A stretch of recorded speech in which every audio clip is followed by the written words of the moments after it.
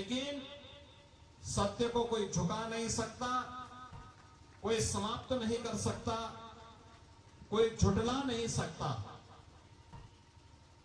महाकुंभ की सफलता के बाद, एक भव्य और दिव्य महाकुंभ के आयोजन के बाद, हम सबके सामने दशकों से चली आ रही पांडे हाता की इस होलिका उत्सव समिति का होलिका दहन का एक कार्यक्रम हमारी विरासत का एक महत्वपूर्ण हिस्सा है।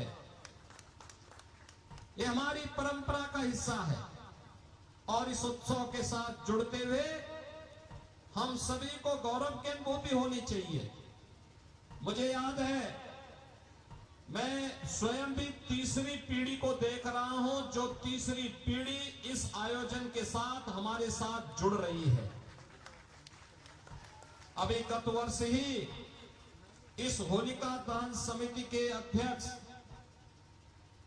बहुत जुझारू थे, सम विषम परिस्थितियों में इस आयोजन को करते थे। उनकी दुखद मौत हुई, लेकिन होलिका दहन समिति के लोगों ने उनके प्रति अपनी विनम्र श्रद्धांजलि अर्पित की और आयोजन को अनवरत रूप से आगे बनाए रखा। और परंपराएं ऐसे ही आगे बढ़ती हैं, ऐसे ही आगे चलती हैं। महाकुंभ की सफलता ने दुनिया की आंखें खोली है, दुनिया को सनातन धर्म की ताकत का एहसास कराया है। उत्साह और उमंग के साथ, सद्भावना के साथ। अनुशासन क्या होता है?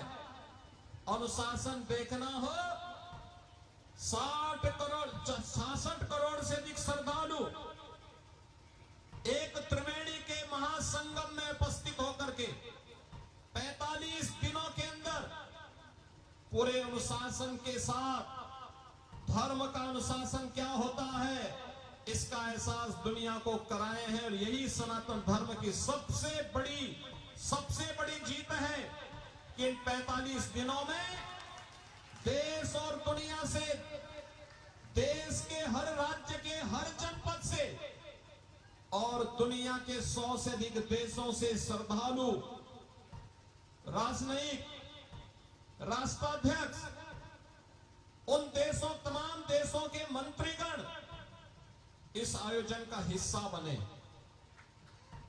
देश के अंदर आदरणीय राष्ट्रपति जी, आदरणीय उपराष्ट्रपति जी, आदरणीय प्रधानमंत्री जी, कई माननीय केंद्रीय मंत्रीगण, उच्चतम न्यायालय के माननीय न्यायाधीशगण, तमाम राज्यों के माननीय राज्यपालगण, माननीय मुख्यमंत्रीगण, तमाम राज्यों के माननीय न्यायाधीशगण और अपने अपने क्षेत्र में नेतृत्व प्रदान करने वाले उद्योग जगत से, व्यापार जगत से, आध्यात्मिक जगत से, शिक्षा के क्षेत्र से, जीवन के हरेक तबके से, हर व्यक्ति की एक ही तमन्ना 13 जनवरी से 26 फरवरी के बीच में एक ही तमन्ना थी कि काश मुझे भी प्रयागराज की धरती में जाने का सौभाग्य प्राप्त होता तो मैं भी महासंगम में डुबकी लगा करके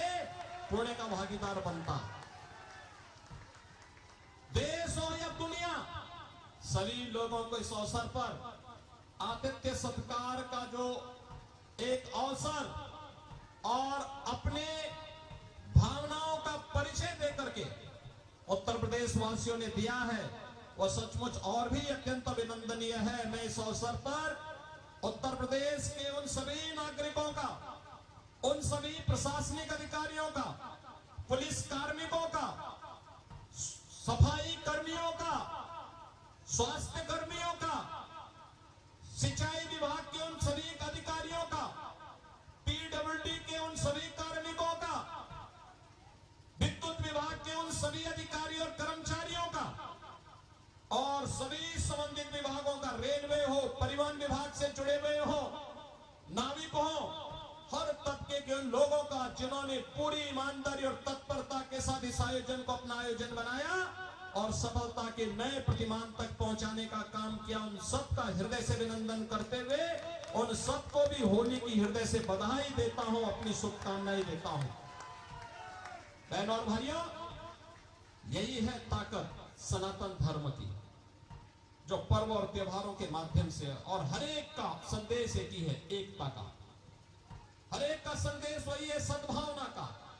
हर एक का एक ही संदेश है कि हम अगर सत्य के मार्ग पर चलेंगे तो वही धर्म का मार्ग है, वही विजयी होने का मार्ग है। जीवन में शॉर्टकट का रास्ता भले ही कोई अपना ले, लेकिन अस्थायी विजय नहीं दे सकती, अस्थायित्व जीवन में नहीं दे सकती। अवसरवादिता कभी व्यक्ति को महान नहीं बना सकती है। तात्कालिक रूप से व्यक्ति भले ही कुछ श्रेय ले ले, लेकिन अंततः होना वही है जो सत्यतः सत्यमेव जय का है। और उस सत्यमेव जय के संदेश के साथ होलिका या उत्सव आज होलिका दहन के साथ और भी भव्य रूप से आगे बढ़ने जा रहा है। हमें अपनी परंपरा और पर्वों को पूरी शालीनता के साथ आगे बढ़ाना चाहिए। मैं देख रहा था जब यहाँ पे आपके सांसद होली से जुड़े हुए गीत गा रहे थे, आप लोगों ने गाने की परंपरा बाधित कर दी। पहले मोहल्ले मोहल्ले में लोग गाना गाते थे, होली के